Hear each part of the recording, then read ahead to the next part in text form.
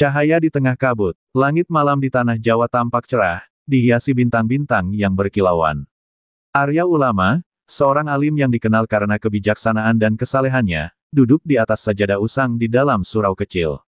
Malam itu, ia tenggelam dalam doa dan zikir, memohon petunjuk dari Allah atas jalan hidupnya.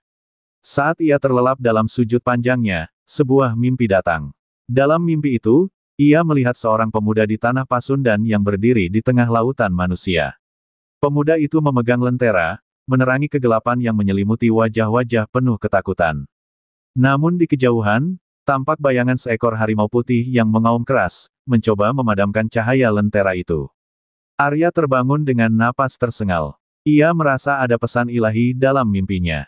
Ini bukan sekadar bunga tidur, gumamnya. Ia mengambil Al-Quran yang tergeletak di dekatnya dan membuka secara acak. Ayat yang terbuka adalah Surah An-Nur ayat 35. Garis bawah, Allah adalah cahaya langit dan bumi. Perumpamaan cahayanya adalah seperti sebuah lubang yang tidak tembus, yang di dalamnya ada pelita besar. Garis bawah, hatinya bergetar. Ia yakin Allah memanggilnya untuk membawa cahaya Islam ke tanah Pasundan, tempat yang selama ini ia dengar penuh dengan adat istiadat kuat, namun juga diliputi oleh pengaruh ilmu hitam. Keesokan harinya, Arya berpamitan kepada keluarganya dan santri-santrinya. Tanah Pasundan memanggilku, ujarnya tegas. Meski banyak yang memohon agar ia tidak pergi, Arya tetap teguh. Ia merasa perjalanan ini adalah amanah yang harus ditunaikan. Di pelabuhan kecil, sebelum menaiki perahu yang akan membawanya menyeberangi lautan, seorang nelayan tua mendekatinya. Hati-hati, Ki. Di tanah Pasundan ada penguasa yang tidak suka pada orang asing, apalagi yang membawa ajaran baru.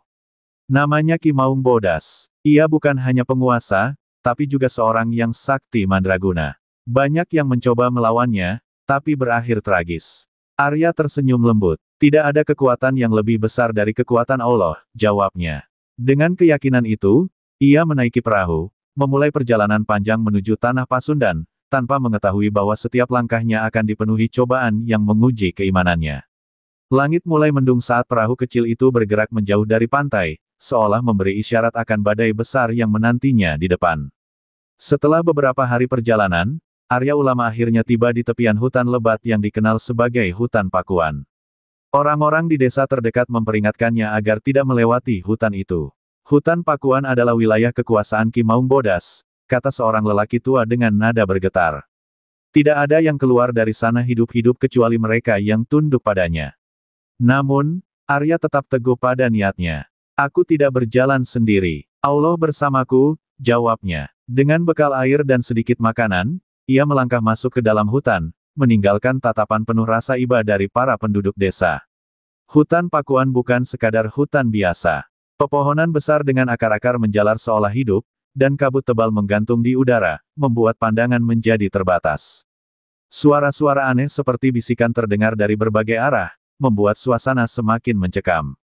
Arya tetap melangkah dengan membaca ayat-ayat Al-Quran, berharap perlindungan dari Yang Maha Kuasa. Saat malam tiba, ia memutuskan untuk beristirahat di bawah sebuah pohon besar. Namun, tidurnya terganggu oleh suara gemuruh yang mendekat. Dari kegelapan, muncul sekelompok harimau putih dengan mata menyala merah. Mereka mengelilingi Arya, menggeram dengan gigi-gigi tajam yang berkilauan di bawah cahaya bulan. Arya tidak gentar. Ia berdiri, mengangkat tangannya, dan mulai melantunkan ayat kursi dengan penuh keyakinan.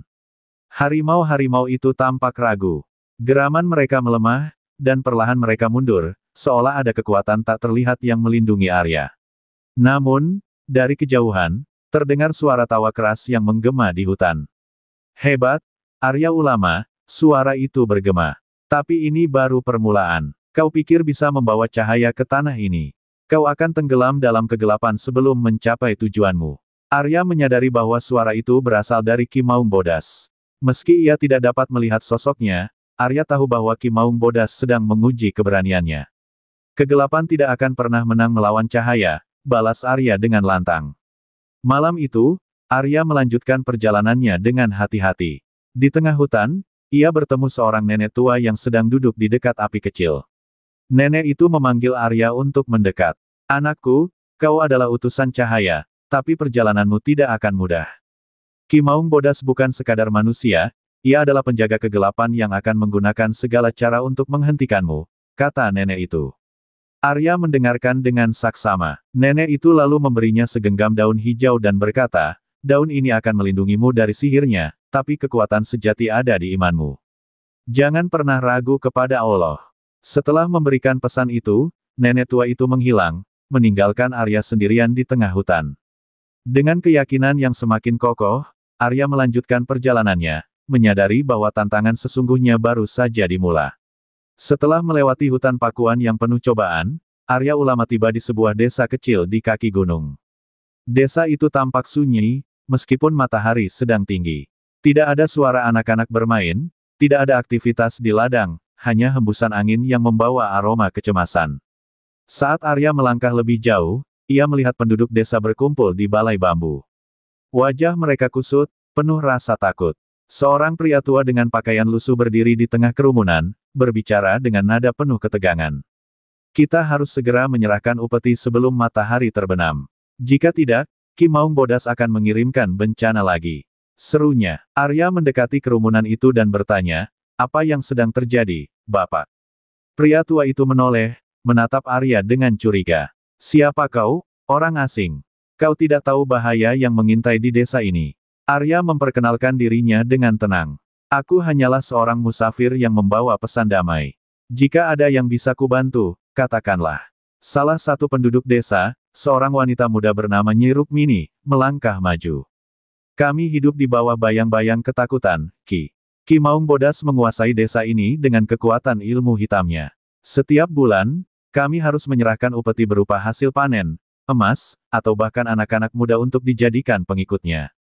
Jika tidak, ia akan mengirimkan harimau putih atau wabah penyakit sebagai hukuman. Arya terdiam, hatinya pilu mendengar penderitaan mereka. Ketahuilah, wahai saudara-saudaraku, katanya dengan suara tegas, tidak ada manusia yang berhak menindas sesamanya. Hanya kepada Allah kita berserah, bukan kepada penguasa zalim. Namun, kata-kata Arya menimbulkan kegelisahan di antara penduduk. Jangan berkata seperti itu, teriak seorang pria. Jika Ki Maung Bodas mendengar, kita semua akan celaka. Arya mencoba menenangkan mereka. Ia mengajak penduduk untuk berkumpul di masjid kecil yang hampir roboh di tengah desa. Di sana, ia mulai mengajarkan Islam dengan penuh kelembutan, mengingatkan mereka tentang keesaan Allah dan pentingnya keberanian dalam menghadapi kezaliman. Ketakutan adalah senjata para tiran, ujar Arya. Namun, iman adalah perisai yang tidak dapat ditembus oleh kekuatan apapun. Beberapa penduduk mulai tersentuh oleh ajarannya.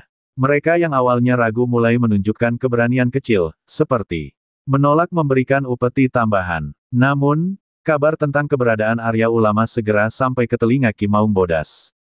Malam itu, desa digemparkan oleh suara auman harimau yang menggema di seluruh penjuru. Para penduduk berlarian ketakutan, mengunci pintu rumah mereka. Arya berdiri di tengah desa, membaca doa dengan lantang, memohon perlindungan dari Allah.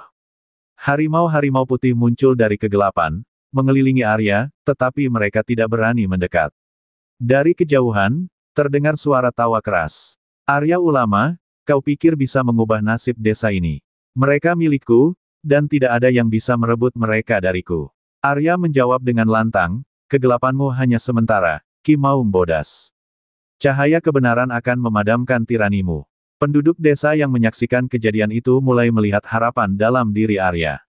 Namun, mereka juga sadar bahwa perjuangan ini baru dimulai, dan Ki Maung Bodas tidak akan tinggal diam. Malam itu, Arya bersumpah dalam hati bahwa ia akan melindungi desa ini, apapun yang terjadi. Pagi di desa itu terasa lebih tenang setelah malam penuh ketegangan. Arya Ulama melanjutkan dakwahnya, menguatkan iman penduduk dan mengajarkan keberanian menghadapi ancaman. Namun, di balik ketenangan itu, Ki Maung Bodas telah merencanakan sesuatu. Di tepi sungai Citarum, yang mengalir deras melewati desa, Arya mengadakan pengajian kecil. Para penduduk, meski masih diliputi ketakutan, mulai berani berkumpul dan mendengarkan ajarannya. Sungai itu menjadi tempat yang ideal, dengan aliran air yang memberikan ketenangan dan suara alam yang mengiringi lantunan doa. Namun, ketenangan itu tidak berlangsung lama. Dari kejauhan, terdengar suara riuh langkah kaki. Sejumlah pria berbadan besar dengan pakaian serba hitam muncul dari balik pepohonan. Mereka adalah anak buah Ki Maung Bodas, dipimpin oleh seorang lelaki bertubuh kekar bernama Jagabaya. "Siapa di antara kalian yang bernama Arya Ulama?" teriak Jagabaya dengan suara lantang. Arya berdiri dengan tenang. "Aku Arya Ulama. Ada apa gerangan hingga kalian datang dengan cara seperti ini?" Jagabaya mendekat dengan tatapan penuh kebencian. "Ki Maung Bodas memerintahkan kami untuk membawamu ke hadapannya. Kau telah mengganggu ketertiban desa ini dengan ajaranmu." Arya tersenyum lembut. "Aku hanya mengajarkan kebenaran. Jika itu dianggap mengganggu, maka biarkan aku bertemu Ki Maung Bodas untuk berbicara langsung dengannya." Jagabaya tertawa sinis. "Tidak ada pembicaraan. Kau akan kami bawa dengan paksa." Tanpa peringatan, anak buah Ki Maung Bodas menyerbu. Penduduk desa berlarian ketakutan, tetapi Arya tetap berdiri teguh. Dengan lantunan doa, ia menghadap mereka tanpa gentar. Ketika salah satu dari mereka mengayunkan golok, Arya menghindar dengan gesit, lalu membaca ayat kursi. Golok itu jatuh dari tangan penyerangnya, seolah ada kekuatan tak terlihat yang melumpuhkan mereka. Namun, Jagabaya tidak mudah menyerah. Ia mengeluarkan sebuah botol kecil berisi cairan hitam pekat dan menuangkannya ke sungai. Seketika, air sungai berubah menjadi keruh, dan dari dalamnya muncul ular-ular besar dengan mata merah menyala. Ular-ular itu melingkar, bersiap menyerang Arya. Penduduk desa yang menyaksikan kejadian itu mulai berteriak panik. "Lari, Ki! Itu sihir Ki Maung Bodas!" Arya tetap tenang. Ia berdiri di tepi sungai, mengangkat tangannya, dan membaca ayat-ayat Al-Quran dengan penuh keyakinan. Aliran sungai yang keruh tiba-tiba bergolak, dan ular-ular itu mendadak melesat kembali ke dalam air, menghilang tanpa jejak. Air sungai perlahan kembali jernih, memancarkan cahaya yang menenangkan. Jagabaya terkejut, tetapi ia tidak mundur. Ia menyerang Arya dengan tangan kosong, mengandalkan kekuatan fisiknya. Arya menghindar dengan lincah, lalu berkata, "Jagabaya, berhentilah melayani kezaliman. Bertobatlah sebelum terlambat." Namun, Jagabaya justru semakin marah. Dalam pertarungan singkat itu, Arya berhasil melumpuhkannya tanpa melukai, hanya dengan ketenangan dan doa. Anak buahnya, yang melihat kekalahan Jagabaya, melarikan diri ke hutan. Setelah pertarungan selesai, Arya membantu Jagabaya bangkit. "Kembalilah kepada Allah," katanya. "Kegelapan hanya akan membawamu pada kehancuran." Jagabaya, yang awalnya penuh kebencian, tampak bimbang. Ia menundukkan kepala, lalu berkata pelan, "Aku akan berpikir tentang kata-katamu, Arya Ulama." Penduduk desa yang menyaksikan kejadian itu mulai melihat Arya sebagai pelindung mereka. Namun, Arya tahu bahwa ini hanyalah permulaan. Ki Maung Bodas tidak akan tinggal diam setelah mendengar kegagalan anak buahnya. Dengan hati yang penuh keyakinan, Arya bersiap menghadapi tantangan yang lebih besar. Sungai Citarum, yang kembali tenang, menjadi saksi bahwa cahaya kebenaran telah mulai mengusir kegelapan di tanah Pasundan. Berhari-hari setelah pertarungan di sungai, desa mulai kembali hidup. Penduduk yang sebelumnya diliputi ketakutan kini mulai menunjukkan keberanian. Namun, di balik ketenangan itu, Arya Ulama merasakan sesuatu yang tidak biasa. Ia tahu Ki Maung Bodas sedang merencanakan sesuatu. Suatu malam, ketika bulan purnama bersinar terang, seorang utusan datang ke desa. Ia membawa surat dari Ki Maung Bodas, ditulis dengan tinta merah yang mengeluarkan aroma aneh. Surat itu berbunyi, "Garis bawah, Arya Ulama, kau telah mengganggu ketertiban di tanahku. Namun, aku adalah orang yang murah hati. Datanglah ke istanaku di tengah hutan Pakuan. Kita akan berbicara sebagai sesama pemimpin. Jika kau bijak, kau akan menerima tawaranku." Garis bawah. Penduduk desa gemetar membaca surat itu. "Jangan pergi, Ki," pinta Nyi Rukmini. "Itu pasti jebakan." Arya tersenyum tenang. "Kegelapan selalu mencoba menakut-nakuti kita. Aku harus pergi. Jika ini cara untuk melindungi kalian, aku akan melakukannya." Dengan hanya membawa tongkat kayu dan Al-Quran, Arya berangkat ke hutan Pakuan. Perjalanan itu sunyi, tetapi udara terasa berat, seolah-olah ada mata tak terlihat yang mengawasinya. Setelah berjam-jam berjalan, Arya tiba di sebuah istana megah yang berdiri di tengah hutan. Istana itu terbuat dari batu hitam, dengan ukiran harimau putih di setiap sudutnya. Di depan pintu, dua penjaga bertubuh besar membukakan jalan tanpa sepatah kata pun. Arya melangkah masuk ke aula besar yang diterangi oleh obor-obor raksasa. Di ujung ruangan, duduklah Ki Maung Bodas di atas singgasana kayu yang dihiasi gading dan bulu harimau. Sosoknya tinggi, dengan sorot mata tajam yang memancarkan kekuatan. "Selamat datang, Arya Ulama," sapa Ki Maung Bodas dengan senyum penuh arti. "Aku telah mendengar banyak tentangmu. Kau cukup berani untuk menantangku." Arya menjawab dengan tenang, "Aku tidak menantang siapapun. Aku hanya menjalankan tugas untuk menyebarkan kebenaran." Ki Maung Bodas tertawa keras. "Kebenaran? Apa itu kebenaran? Di dunia ini, yang berkuasa adalah mereka yang kuat. Kau mungkin memiliki keberanian, tetapi kekuatanmu tidak sebanding denganku." Ia bangkit dari singgasananya dan melangkah mendekati Arya. "Namun, aku adalah orang yang bijak. Aku tidak ingin menghancurkanmu. Sebaliknya, aku menawarkan aliansi. Bergabunglah denganku, Arya Ulama. Dengan kekuatanmu dan pengaruhku, kita bisa menguasai tanah Pasundan. Kau bisa mengajarkan apapun yang kau mau, asalkan kau tunduk padaku." Arya menatap Ki Maung Bodas dengan tajam. "Kekuasaan yang kau tawarkan adalah kekuasaan yang rapuh. Hanya Allah yang memiliki kekuasaan sejati. Aku tidak akan tunduk pada siapapun selain Dia." Ki Maung Bodas mengerutkan dahi. Senyumnya memudar, digantikan oleh ekspresi dingin. "Kau menolak. Kau tahu apa yang terjadi pada mereka yang melawanku." Dengan satu gerakan tangannya, obor-obor di aula itu padam, meninggalkan ruangan dalam kegelapan total.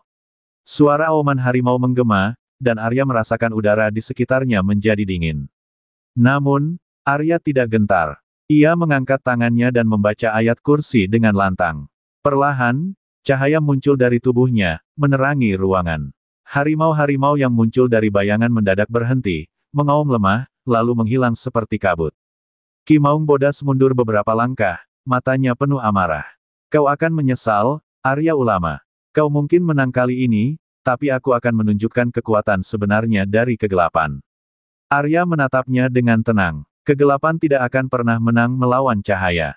Aku akan terus berdiri di jalan kebenaran, meski harus melawan seluruh dunia." Dengan langkah mantap, Arya meninggalkan istana itu, meninggalkan Ki Maung Bodas yang mulai menyusun rencana balas dendam yang lebih besar. Di hati Arya, keyakinannya semakin kokoh bahwa perjuangannya belum selesai. Setelah berhari-hari dalam pengasingan, Arya Ulama dan Jagabaya menyusun rencana untuk mengungkap kebenaran. Jagabaya, yang telah bertobat, memberitahu Arya tentang rahasia Ki Maung Bodas, termasuk tempat ia menyembunyikan barang-barang sihirnya dan strategi untuk menguasai desa. "Kita harus menyerang sumber kekuatannya," kata Jagabaya. Di sebuah gua di dalam hutan Pakuan, ia menyimpan pusaka hitam yang memberinya kekuatan untuk menakut-nakuti penduduk. Arya mengangguk. "Kita harus melakukannya dengan doa dan iman. Kekuatan sejati datang dari Allah, bukan dari sihir." Malam itu, Arya dan Jagabaya menyusup ke dalam hutan Pakuan. Dengan membaca ayat-ayat Al-Quran, Arya melindungi mereka dari gangguan makhluk-makhluk halus yang menjaga gua. Di dalam gua, mereka menemukan sebuah altar besar dengan patung harimau putih dan sebuah kendi yang memancarkan cahaya merah gelap. "Itu kendi sihirnya," bisik Jagabaya. "Jika kita menghancurkannya, kekuatannya akan melemah." Arya mendekati kendi itu dan mulai membaca surah Al-Falaq dan An-Naas. Cahaya merah gelap dari kendi itu mulai bergetar, lalu pecah menjadi serpihan kecil. Seketika, gua itu berguncang, dan suara raungan keras terdengar, seolah-olah Ki Maung Bodas sendiri merasakan kehilangan kekuatannya. Sementara itu, di desa, Ki Maung Bodas sedang mempersiapkan serangan besar untuk memastikan penduduk tunduk sepenuhnya. Namun, saat ia sedang memimpin anak buahnya, tubuhnya tiba-tiba melemah. Ia jatuh terduduk, matanya membelalak. Tidak mungkin, kendi itu dihancurkan. Arya dan Jagabaya kembali ke desa tepat saat Ki Maung Bodas dan anak buahnya tiba. Dengan suara lantang, Arya memanggil penduduk untuk berkumpul di alun-alun desa. "Saudara-saudaraku, inilah saatnya untuk memilih. Apakah kalian akan terus hidup dalam ketakutan, atau berdiri bersama dalam iman melawan kezaliman?" Penduduk, yang awalnya ragu, mulai berdiri satu persatu. Nyi Rukmini memimpin mereka untuk maju ke depan. "Kami bersama Arya Ulama," teriaknya. Ki Maung Bodas, yang kini kehilangan sebagian besar kekuatannya, mencoba mengintimidasi mereka. "Kalian semua akan menyesal," teriaknya, tetapi suaranya tidak lagi sekuat sebelumnya. Arya melangkah maju, menatap Ki Maung Bodas dengan tenang. "Tirani dan sihir tidak akan pernah menang melawan kebenaran. Bertobatlah, Ki Maung Bodas, sebelum terlambat." Ki Maung Bodas mengangkat tangannya, mencoba memanggil harimau putihnya, tetapi tidak ada yang muncul. Anak buahnya mulai melarikan diri, meninggalkan pemimpin mereka sendirian. Akhirnya, Ki Maung Bodas jatuh berlutut di depan Arya. "Ampuni aku," katanya dengan suara gemetar. "Aku telah salah. Jalan." Arya membimbingnya untuk mengucapkan kalimat syahadat, memohon ampun kepada Allah. Penduduk desa yang menyaksikan kejadian itu bersorak penuh haru. Malam itu, desa diterangi oleh cahaya bulan yang seolah lebih terang dari biasanya. Penduduk berkumpul di masjid untuk bersyukur atas kemenangan mereka. Arya Ulama berdiri di depan mereka, mengingatkan bahwa kemenangan ini bukan karena dirinya, tetapi karena iman dan keberanian mereka untuk melawan kezaliman. "Cahaya kemenangan tidak datang dari kekuatan kita sendiri," kata Arya. "Ia datang dari Allah, yang memberikan pertolongan kepada mereka yang bersabar dan beriman." Dengan hati yang penuh syukur, penduduk desa berjanji untuk menjaga iman mereka dan tidak lagi tunduk pada kezaliman. Arya Ulama melanjutkan dakwahnya ke desa-desa lain, membawa cahaya Islam ke seluruh tanah Pasundan. Kemenangan ini menjadi awal dari kebangkitan iman dan keberanian di wilayah